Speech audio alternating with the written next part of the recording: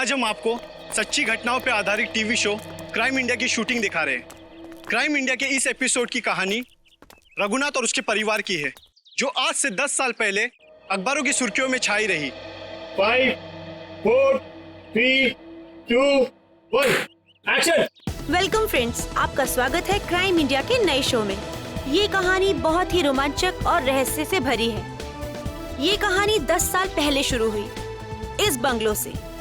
यहाँ रहते थे मिस्टर रघुनाथ अपने परिवार के साथ। एक खुश परिवार, फिर सारी खुशियाँ एक पल में छिन गई। मम्मा, पापा,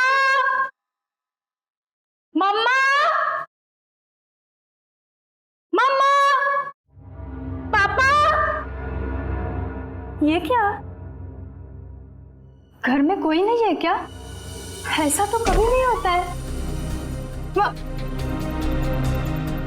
मम्मी, मम्मी, पापा, ये क्या? यहाँ पर भी कोई नहीं है। कहीं बेडरूम में तो नहीं है। मम्मी, पापा, मम्मी, पापा, ये क्या? कहाँ गए सबके सब? मम्मी, मम्मी, आप यहाँ पर हो? मैं कितनी परेशान हो गई थी पता है? मम्मी, मम्मी,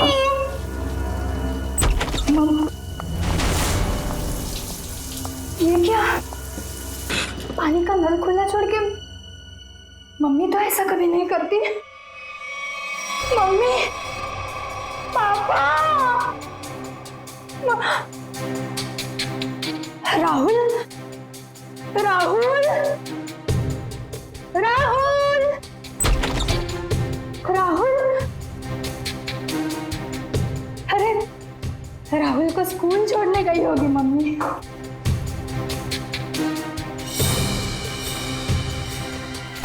राहुल का स्कूल बैग, मतलब मम्मी राहुल को स्कूल छोड़ने गई। राहुल भी नहीं है। मम्मी, पापा, पापा की गाड़ी।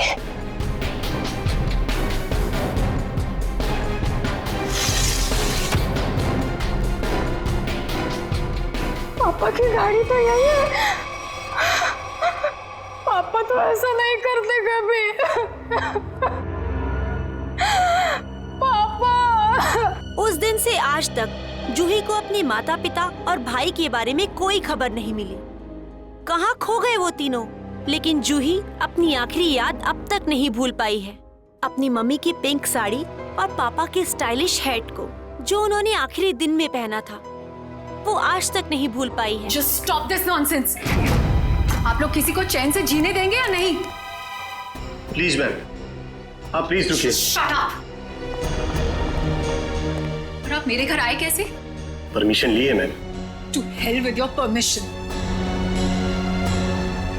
लोग मेरी जिंदगी को टेलीविजन शो का तमाशा समझते हैं। किसी के भी दर्द को स्टोरी बना देंगे। जिस घर से मेरी यादें जुड़ी हैं, आप उन्हीं यादों को एक्सपोज करेंगे। ये मैं नहीं होने दूंगी।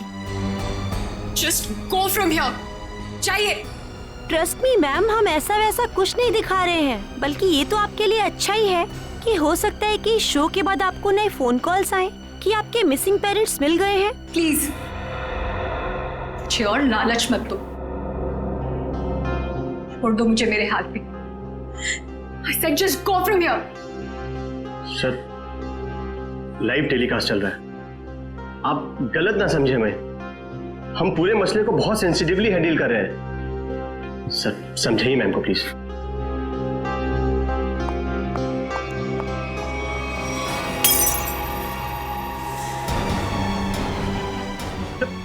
समझाइए ना, क्या करिए? तुम लोग जाते हो यहाँ से या मैं अपनी जान लूं? छोड़ो मुझे, छोड़ो मुझे, छोड़ो तुम मुझे। आज अपनी जान लेके दिखाऊंगी। उदय, उदय, कितना खून निकल रहा है। Pack up, pack up. चलो चलो चलो, इन्हें हॉस्पिटल लेके चलो। चल चल।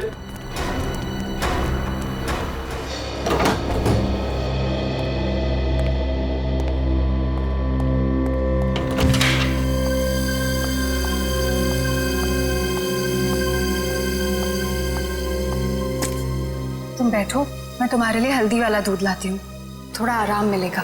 छोड़ो आराम आराम, इतनी फिक्र करती हो तो अपने गुस्से को कंट्रोल में रखना सीखो।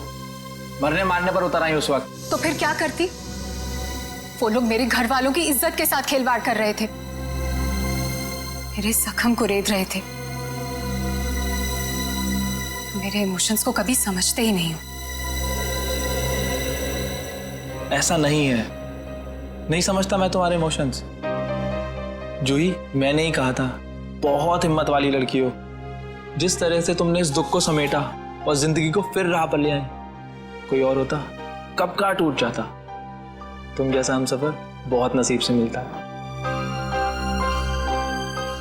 और तुम जैसा हस्बैंड भी हर लड़की को नहीं मिलता। इसी बात पर दूध नहीं, ग्रीन टी हो जाए। ठीक है, बैठो, मैं अभी लाती हूँ।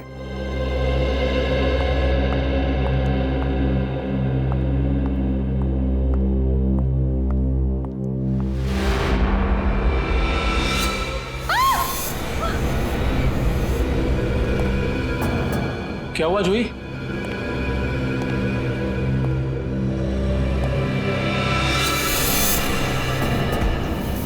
आपको क्यों लगता है कि ये हैट आपके पापा का है?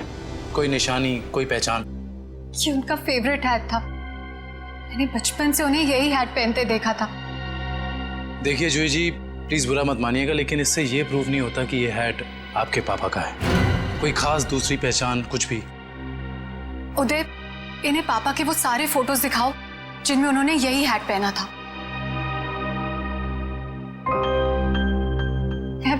मैं पापा से कई बार कहती थी कि ये हैट पुराना हो गया है, इसे फेंक दो। पापा कहते थे मेरा सर भी पुराना हो गया है, उसे भी फेंक दूं क्या?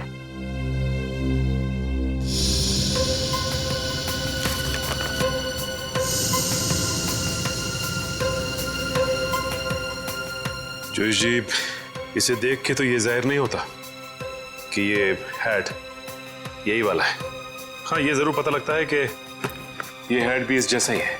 आपको क्या लगता है मैं आपसे झूठ बोल रही हूँ? एक काम कर, जरा आप घर की खिड़की दरवाजे चेक कर। जी सर। जूही जी, आप जो कह रही हैं वो तो हम मान लेते हैं, लेकिन ये हैट यहाँ पे आया कैसे? अपने आप तो नहीं आया। जी सर, किसी ने तो इसे यहाँ रखा ही है। आपको किसी पे शक? नहीं सर, पीछे के सारे दरवाजे और खिड़कियां अंदर से बंद है सर। इसका मतलब जो भी अंदर आया उसके पास मेन डोर की चाबी थी। जूही जी, आपने अपने घर की चाबी किसी और को भी दी है क्या? नहीं तो। हाँ, मुझे याद आया। एक्चुअली कुछ दिन पहले शॉपिंग आर्केड में मेरा पर्स चोरी हो गया था और घर की चाबियां भी उसी में थी। बड़ी लंबी प्लानिंग की गई है, लेकिन 10 साल बाद ये हैट यहाँ रखने का क्या मतलब हो सकता है? पूरा का पूरा परिवार गायब होता और किसी को भी पता नहीं चलता। ऐसे कैसे कोई गायब हो सकता है? सर, पुलिस रिपोर्ट में लिखा है कि ना किसी ने चीखने चिल्लाने की आवाज सुनी, ना ही कोई गोली चलने की आवाज सुनी।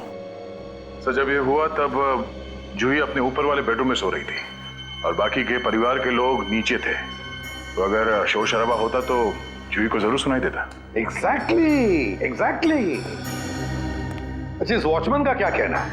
सर, उसने बताया कि उसने ना किसी ऐसे आदमी को और ना ही ऐसी किसी गाड़ी को बाहर जाते हुए देखा।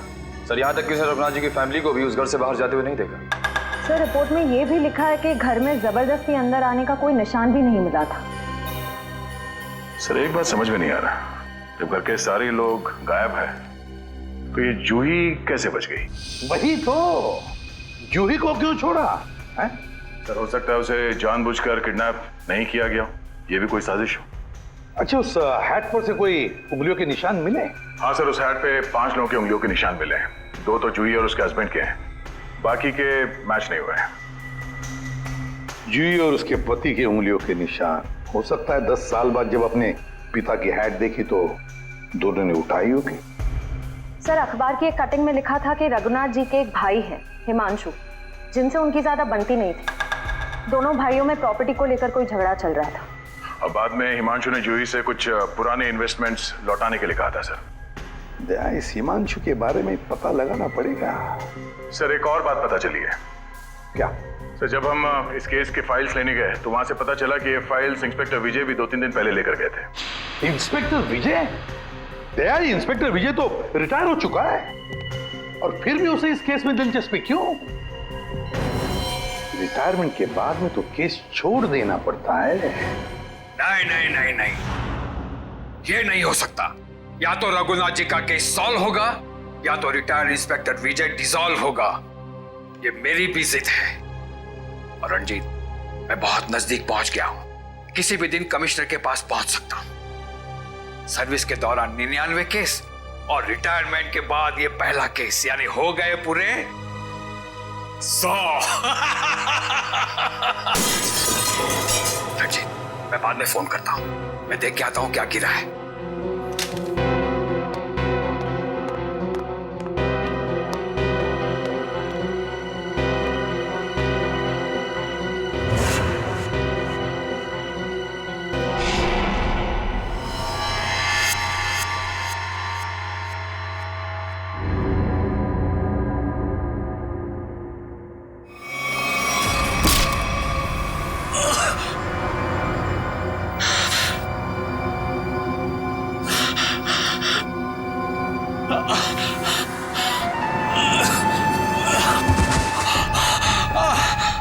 इंस्पेक्टर विजय, शायद तू भूल गया है कि अभी तो इंस्पेक्टर नहीं है, रिटायर्ड इंस्पेक्टर हो गया है।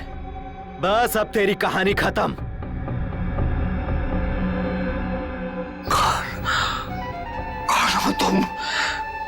कौन हो तुम? बहुत ठोका था ना मुझे, अभी तक मेरी हड्डियां बोलती हैं। बस अब बस चार्जशीट भूल जा, फाइल भूल जा। क्यों दबे हुए केस को हवा दे रहा है? बंद कर दे वो केस, बंद कर दे।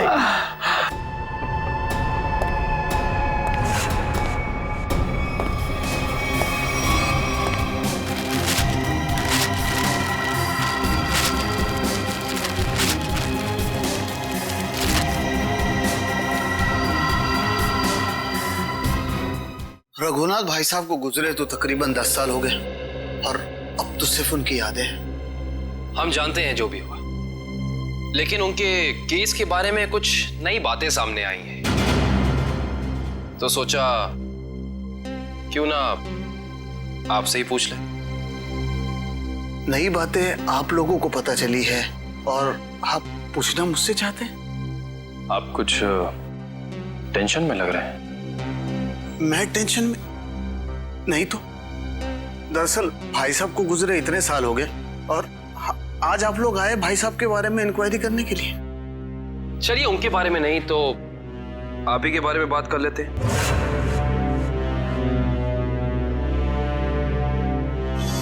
कल दोपहर में कहां थे आप? कल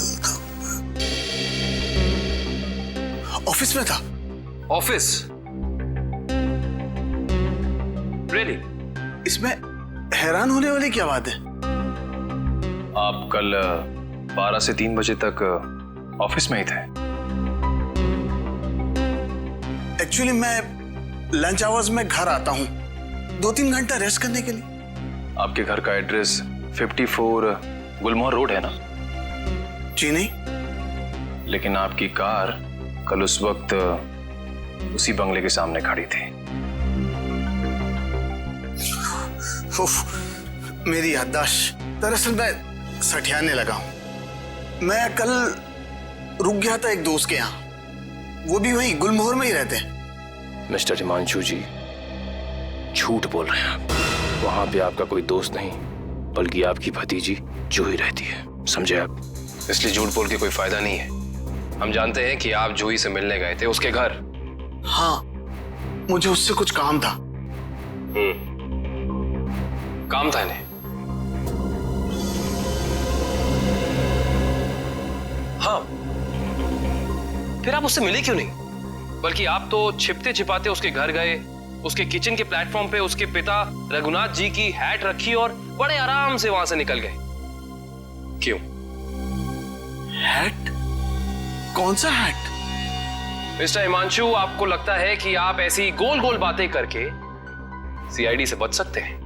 कसम से ना तो मैं भाई साहब की किसी हैट के बारे में जानता हूं और ना ही उनके लापता होने के बारे में।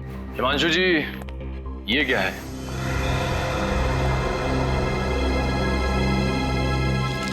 बॉन्ड्स है, मेरे ही है। यही चुराने गया था मैं वहां। बॉन्ड्स? हिमांशु जी, आप अपने ही बॉन्ड्स चुराने गए थे? मिस्टर हिमांशु, आप क्या बचपन से ही ऐसी बेफिजूल की पहेलियां बुझाते रहते हैं? पहली नहीं, सच कह रहा हूं। मैंने और भाई साहब ने मिलकर इन्वेस्ट किया था इनमें, लाखों के है। भाई साहब लापता हो गया और जूही कब्जा करके बैठ गई, दे ही नहीं रही थी। क्या करता, अपनी ही चीज चुरानी पड़ी। हिमांशु जी, चलिए मान लिया एक पल के लिए कि आप सच बोल रहे हैं, लेकिन मैं सच ही कह रहा हूं, लेकिन एक बात आप लोगों को बोलना भूल गया। जैसे ही मैं बॉन्ड्स लेकर वहां से निकल ही रहा था कि अचानक दरवाजा खुलने की आवाज आई। मैं घबरा कर छुप गया। मुझे लगा कि शायद उदय या जूही होंगे, लेकिन कोई और ही था। कौन था? मैं उसका चेहरा तो नहीं देख पाया, सिर्फ पीठ ही देख पाया। लेकिन इतना तो तय है कि वो उदय नहीं था, क्योंकि वो उदय से काफी लंबा और तगड़ा था। बाल लंबे थे, जैकेट पहन रखी थी और शायद जीन्स थी। अच्छा, और कोई खास बात याद है आपको? कोई खासियत, जैसे उसे भीड़ में देखे तो पहचान लें? हाँ, उसके शूज क्रोकोडाइल लेदर के थे।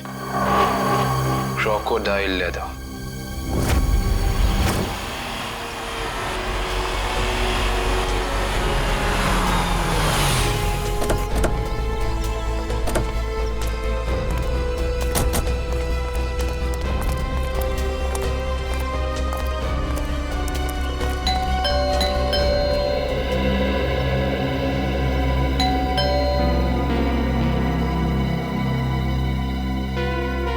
विजय, विजय, विजय सर। सर दरवाजे में से धुआं आ रहा है सर। माय गॉड, दुष्यंत दरवाजा खोलो। विजय, विजय, विजय, विजय, पेपर जल रहे हैं, जल्दी से बुझा दें। Yes sir. Vijay, Vijay sir,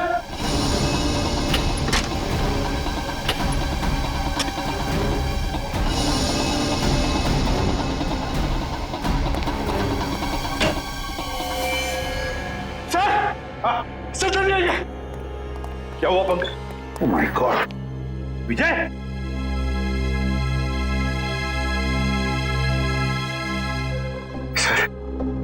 sir ये मर चुके हैं। सिर पर वार किया है। सर, दो गोलियां लगी हैं। My god.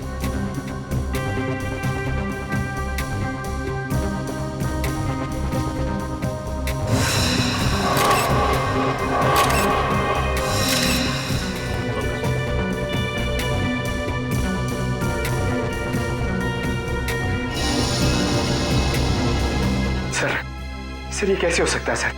विजय जी इतने सीनियर और एक्सपीरियंस ऑफिसर हैं, फिर इन्हें इन्हीं के घर में गोली मार दी। जिसने भी किया है पंकज, जो खिड़की का शीशा तोड़ा, बोल्ट नीचे किया, खिड़की खोलकर अंदर आके यहाँ चुप कर बैठा होगा। शायद आवाज सुनकर विजय इस कमरे में आया तो उसने विजय के सिर पर वार किया और फिर 2 गोलियां भी डाल दी। सर लगता है कि खूनी और विजय जी की कोई पुरानी दुश्मनी थी, इसीलिए रिटायरमेंट के बाद मौका मिलते ही इन्हें मार डाला। ये भी तो हो सकता है ना दुष्यंत कि विजय किसी मुजरिम के लिए खतरा बन गया था, शायद उसी ने किया हो।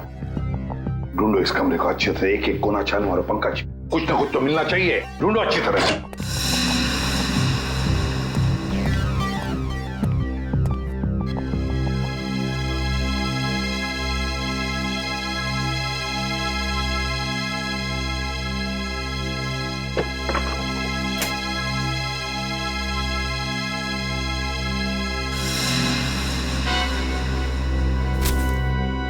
सर, हाँ ये देखिए, रघुनाथ जी की केस फाइल, लेकिन इसमें कोई पेपर नहीं है सर। बाकी सब केस फाइल के पेपर्स हैं। ये देखिए सर, सब में पेपर्स हैं सिवाय इसके। तो दुष्यंत, इसका एक ही मतलब है, इसके अंदर जो पेपर्स है वो वहां जलाए जा रहे थे। कोई नहीं चाहता था कि रघुनाथ के केस के बारे में हमें कुछ पता चले। सर, हाँ सर, विजय जी का मोबाइल मिला और आखिरी कॉल उन्होंने किसी अनुज को किया था। तो फोन करो इस अनुज को।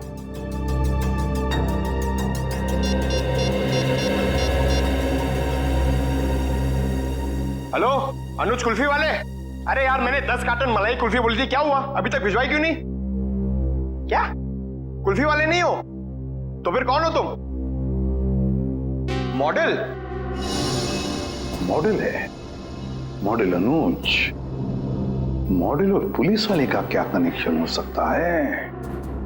सर, कनेक्शन ये है कि आज से 3 साल पहले तक जूही मेरी गर्लफ्रेंड थी और 10 साल पहले जूही का पूरा परिवार गायब हो गया था। और इंस्पेक्टर विजय को यह लगता था कि शायद मैं उनके गायब होने के बारे में उन्हें कुछ इंफॉर्मेशन दे सकता हूं। तो क्या कहा तुमने इंस्पेक्टर विजय को? कुछ नहीं सर, मैंने उन्हें वही कहा जो मैं पहले से कहता आ रहा हूं कि मैं कुछ नहीं जानता। तुम्हें कुछ नहीं पता? पंकज, अरे ये किधर जा रहे हैं आप लोग? तुम्हारे घर की तलाशी ले रहे हैं। अच्छा अनुज, ये बताओ कि जूही के घर से उसके पिता की हैट मिली है, इतने दिनों बाद वो हैट वहां कैसे आई? सर, मैं आपसे सच कह रहा हूं, ना तो मैं किसी हैट के बारे में जानता हूं और ना ही किसी गायब हुए परिवार के बारे में। अनुज, तुम्हारे और जूही के परिवार एक दूसरे को अच्छी तरह से जानते थे और फिर भी तुम कह रहे हो कि तुम्हें कुछ नहीं मालूम है? चलो ठीक है, तो अब बताओ, कल दोपहर को कहां थे तुम? कल मैं अपने एक फ्रेंड के एग्जीबिशन की ओपनिंग में गया था। फ्रेंड की एग्जीबिशन की ओपनिंग में गए थे? अच्छा। सर, इसके घर में तो कुछ नहीं मिला और वो जूते भी नहीं जिसके बारे में हिमांशु ने हमें बताया था। अनुज, तुम होशियार बनने की बहुत कोशिश करते हो, मगर हो नहीं। फिर से मुलाकात होगी।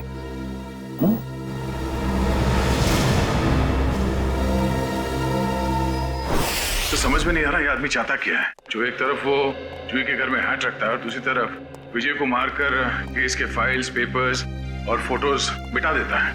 क्यों? लगता है उसे पता चल गया था कि विजय जल्दी अपराधी को पकड़ने वाला है। लेकिन एक बात समझ में नहीं आ रही है कि उसने रघुनाथ की हैट जूही के घर में क्यों रखी? क्या सोच रहा है वो? कोई ना कोई चाल तो जरूर है दया, इसके पीछे कोई ना कोई चाल तो है। ये केस कुछ ज्यादा ही उलझा हुआ है सर। वैसे विजय के काम करने के तरीके को मैं अच्छी तरह से जानता हूं। वो सारे के सारे अंडे एक ही टोकरी में कभी नहीं रखता। इन्वेस्टिगेशन की अलग अलग कड़ियां वो अलग अलग जगह पर रखता था। सर, विजय के सारे रिलेटिव्स से पता किया, किसी को भी मालूम नहीं है कि वो कर क्या रहा है। उसके मोबाइल से कुछ पता चला? नहीं सर, कुछ पता नहीं चला। वे देखना पड़ेगा मौत के कुछ दिन पहले विजय कहां कहां गया था, किस किस से मिला था। सर, इंस्पेक्टर विजय के घर पे हमें जो जले हुए कागज के टुकड़े मिले थे, उनमें से ये टुकड़ा आधा जला हुआ है और इस पर नवदीप गराज लिखा हुआ है। नवदीप गराज? दया, विजय ने ये नाम ऐसे नहीं लिखा है। जरूर इस गराज का इस रघुनाथ के केस से गहरा संबंध है। जरूर कोई ना कोई गहरा संबंध है। विजय सर हाल ही में एक सेकंड हैंड कार के बारे में पूछने आए थे। Second hand car? जी हाँ, एक व्हाइट कलर की सेडान कार बेची थी 10 साल पहले। विजय सर उसी के बारे में पूछने आए थे। उस गाड़ी के कोई रिकॉर्ड या पेपर्स होंगे आपके पास? जरूर सर, हम रिकॉर्ड हमेशा पक्का रखते हैं। गाड़ियों का मामला है, क्या पता कब कोई चोरी की निकल आए। शेखर, वो जरा गाड़ियों की सेल डिटेल की फाइल लेके आना। याद है ये गाड़ी किसने खरीदी थी? जी हाँ, कोई गिरीश साहब थे, उन्होंने खरीदी थी। ये लीजिए सर। ये लीजिए, ऊपर ही रखे हुए हैं, विजय सर को दिखाने के लिए ही निकाले थे।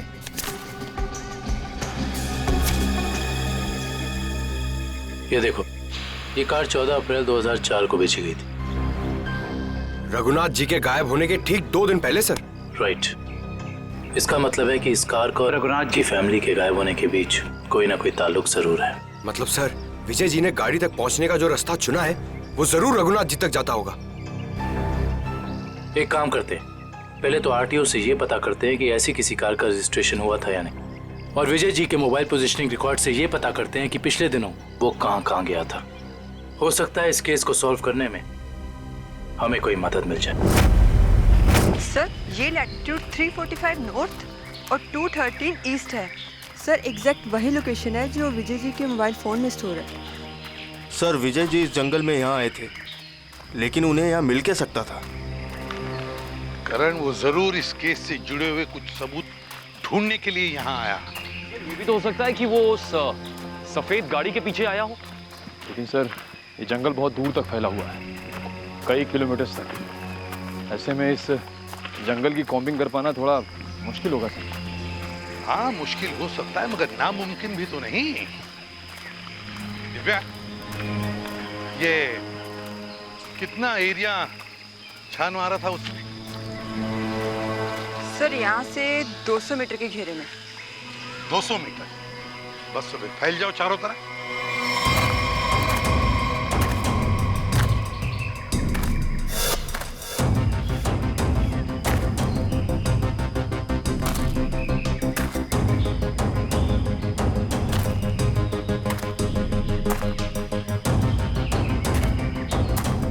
सर।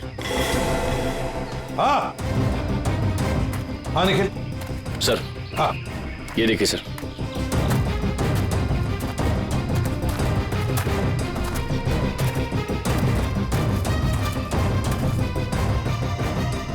MS01 Y 5371। सर, ये तो वही सफेद कार है जो उस गैरेज से बेची गई थी। देखो जरा, गाड़ी साफ करो अच्छी तरह से।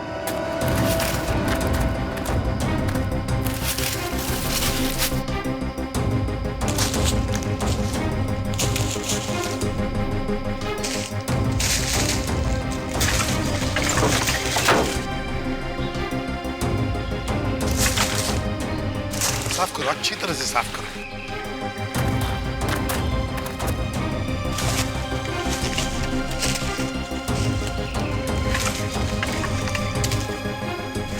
सर।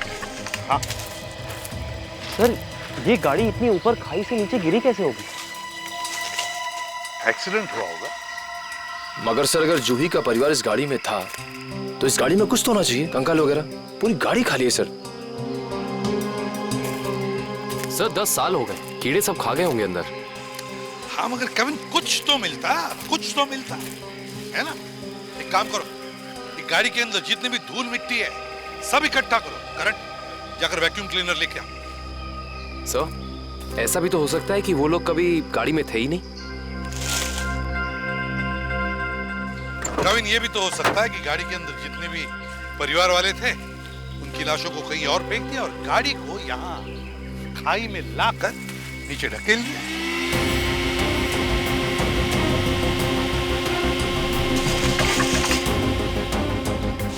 सर। हाँ। ये देखिए सर, लॉकेट। सर, ये तो जूही की माँ का लॉकेट है। बिल्कुल ऐसा ही लॉकेट मैंने उन्हें एक फोटो में पहने हुए देखा है। जूही की माँ का लॉकेट? जी। तो फिर इसका एक ही मतलब हो सकता है कि जूही के परिवार वालों को इसी गाड़ी में लाया गया और फिर उनकी लाशों को कहीं और ठिकाने लगा दिया और गाड़ी को यहाँ इस खाई में लाके ढकेल दिया ताकि कोई सबूत न रहे। ना रहेगा बांस, ना बजेगी बांसुरी। जी साळुंखे साहब, कुछ पता चला? अरे यार अभिजीत, ये बात गलत है यार। आते ही धन्य से सवाल कर देते हो। मैं यार आए हो, हाल चाल पूछो, अपने बताओ। मतलब हालचाल? अरे हालचाल पूछने वाला था सर। कैसी है तारिका जी? अरे भाई साहब, मैं अपने बारे में बात कर रहा हूँ भाई। मेरे भी तो हालचाल पूछ सकते हो ना यार। आपके? हाँ, क्यों? हाँ, क्यों नहीं, क्यों नहीं। आपके हालचाल कैसे हैं आप? हाँ, मैं अच्छा हूँ। ये हुई ना बात। अब आओ पूछो। अरे आए हो, हाल चाल पूछो, हाय हेलो करो, काम तो होता ही रहता है, बताएंगे ही ना। अब बताओ क्या पूछ रहे थे तुम? ये जो धूल मिट्टी मिली थी कार में से, हाँ, इसमें से आपको कुछ मिला? हाँ विजित, इस मिट्टी में से हमें एक नाखून का टुकड़ा मिला और कुछ बाल मिले। उनमें से एक बाल किसी 40 साल की महिला का है और ये नाखून का टुकड़ा किसी 10-12 साल के बच्चे का है, और इन दोनों का रिकॉर्ड नहीं है हमारे पास। जरूर ये जूही की माँ और उसके भाई का होगा। और बाकी बाल के टुकड़ों का अभी भी टेस्ट चल रहा है, रिपोर्ट लेने गई है श्रेया। सर, पता चला है कि रघुनाथ जी की फैमिली के गायब होने के कुछ दिन पहले ही उन्होंने अपने खास एम्प्लॉई मुकेश को नौकरी से निकाल दिया था। मुकेश? कहीं सबके पीछे इस मुकेश का हाथ तो नहीं? सर, जो बाल के टुकड़े टेस्ट के लिए गए थे उनमें से एक बाल का डीएनए मैच हो गया है। किसका? भानु नाम है उसका, अंडरवर्ल्ड का कॉन्ट्रैक्ट किलर है, सुपारी लेके मर्डर्स करता है और कई मर्डर केसेस भी चल रहे हैं उस पर। भानु?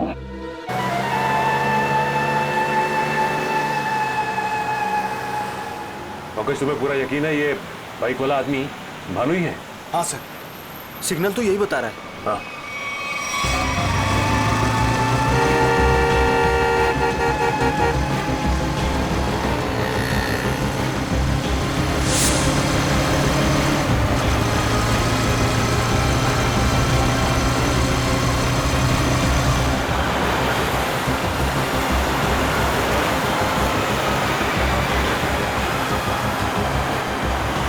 अचानक गायब कहाँ हो गया? दिखाई नहीं दे रहा। ओह माय गॉड! सर, गोली चली यहां से।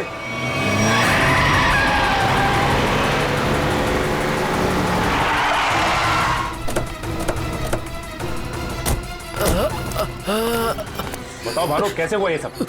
बोलो भानु, कैसे हुआ? बोलो Bhanu. Tiger point. Tiger point पे क्या भानु? भानु, ये तो मर चुका है।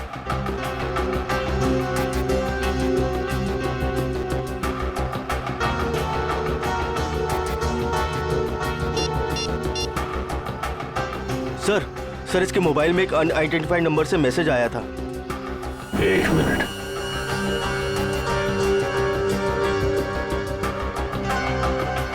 मैसेज?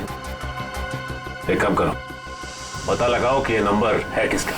रघुनाथ जी की कंपनी में 20 साल पूरे काम किया हूं मैं।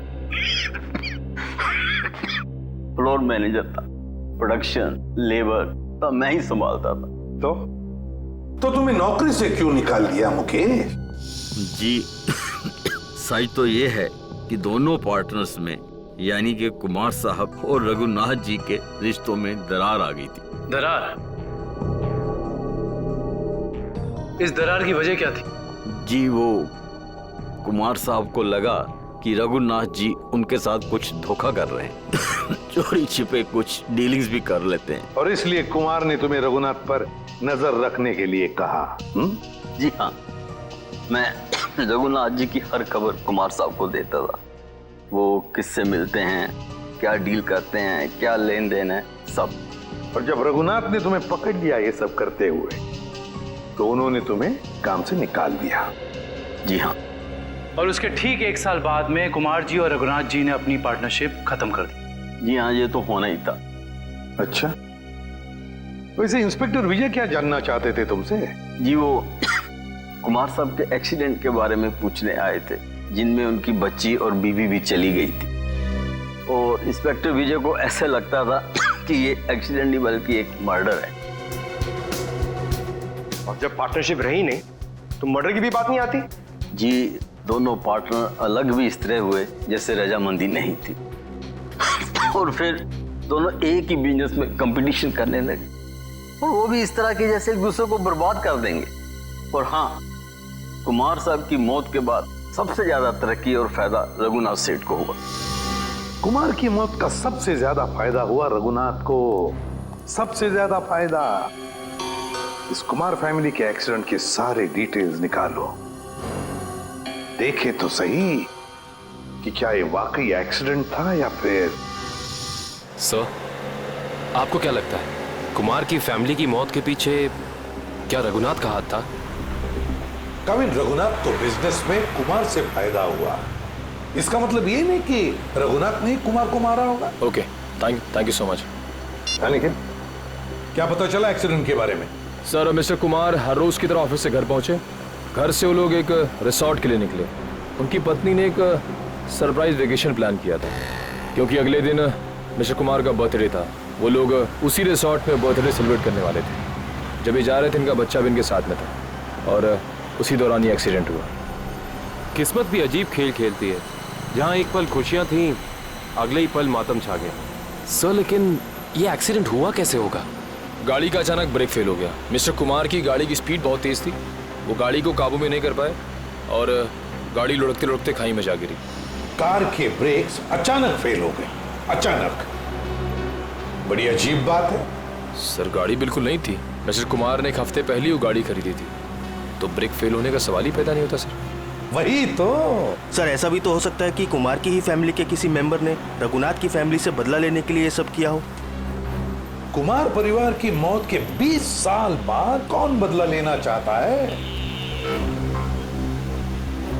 जहां पर एक्सीडेंट हुआ वहां पर मिस्टर एंड मिसेस कुमार की लाश मिली थी, बच्चे की लाश नहीं मिली है ना?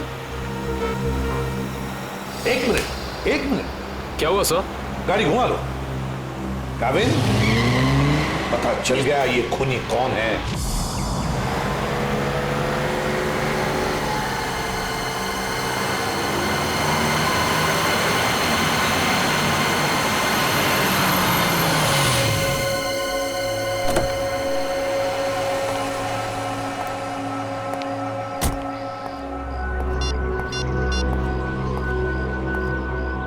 हेलो, हाँ मैं पहुंच गया हूँ 42 माइलस्टोन के पास।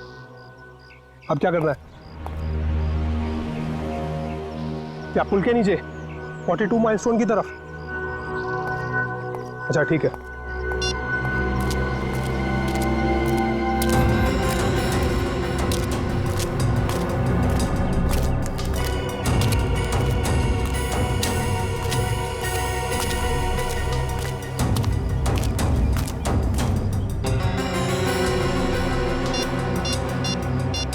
हेलो, हाँ आप किधर आना है? ये लेफ्ट राइट क्या लगा रखा है? पागल समझ रखा है क्या?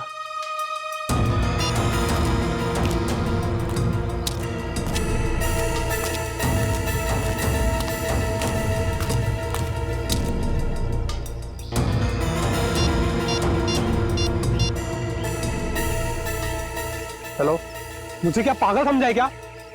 कब से इधर उधर घुमा रही है?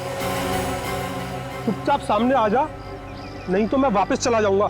इधर मेरा मुंह खुला और तुम जेल के अंदर, इसलिए जल्दी से सामने आ और मुझे मेरा रोकड़ा दे ताकि मैं जाऊं यहां से। मैं जा रहा हूं। घबराओ मत अनुज, तुम्हारा पैसा पेड़ के पीछे रखा है।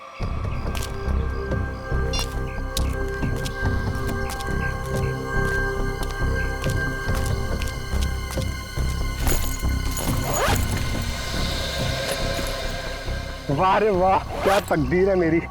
तो जैसे सोने के अंडा देने वाली 2-3 और मुर्गियां मिल जाए तो लाइफ सेट। कहो तुम मेरी चिंता मत करो अनुज, वादे के मुताबिक ये तुम्हारी आखिरी पेमेंट है। अरे बेवकूफ, सोने का अंडा देने वाली मुर्गी को कभी छोड़ता है कोई? अनुज भूलो मत, तुमने वादा किया था। अरे एक ब्लैकमेलर की बात पे तुमने यकीन कर लिया। चलो, थैंक यू।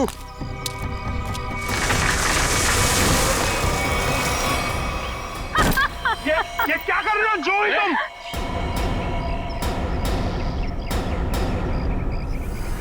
तुम क्या समझते हो अनुज? तुम मुझे ब्लैकमेल करते रहोगे और मैं सहती रहूंगी? हमसे उस्तादी बहुत भारी पड़ेगा तुमको। Shut up. यहाँ वही होगा जो मैं चाहूंगी। सोचो अनुज, अगर मैं तुम्हारा मर्डर करवा दूं, तुम्हारे टुकड़े टुकड़े करके चील कौओं को डलवा दूं, तो यहाँ तो किसी को इस बात की हवा तक नहीं होगी। जैसे तुमने अपनी फैमिली के साथ किया था। एक बात याद रखना, जो आदमी शर्ट सिलवाता है वो उसके अंदर बटन की जगह भी छोड़ता है। अगर मैं मरा तो मेरा एक पैकेट सीआईडी को पहुंच जाएगा और फिर तेरा डम डम डिगा डिगा। Just shut up. तू क्या समझता है? तू झूठ बोलता रहेगा और मैं मानती रहूंगी? तू जैसा लालची इंसान अपने नुकसान के लिए कुछ नहीं करेगा। ये क्या है ये? जूही, ट्रिगर दब जाएगा, इसको नीचे कर। जूही, तमंचे को नीचे कर प्लीज, इसको अंदर डालो, ट्रिगर दब जाएगा जूही।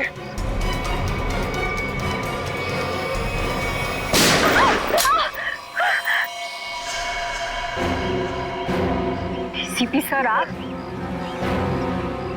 तो आखिर आपको पता चल ही गया। खिलौना तुम्हारे हाथों में अच्छा नहीं लगता। अपने लोगों को कह दो चुपचाप हमारे हवाले हो जाए। देख क्या रहे हो? भून दो एसीपी को।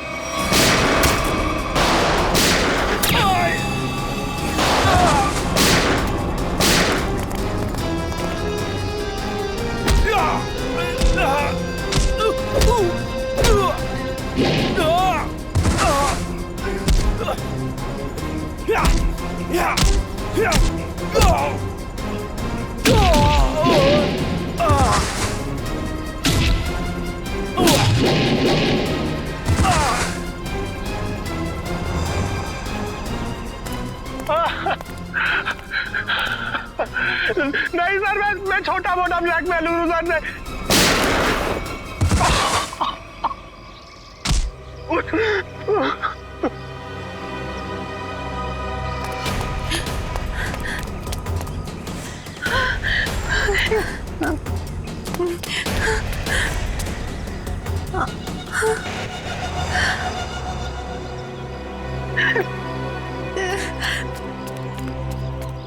देखो इस प्यारी बिटिया को जिसने अपने माता पिता का खून कर दिया।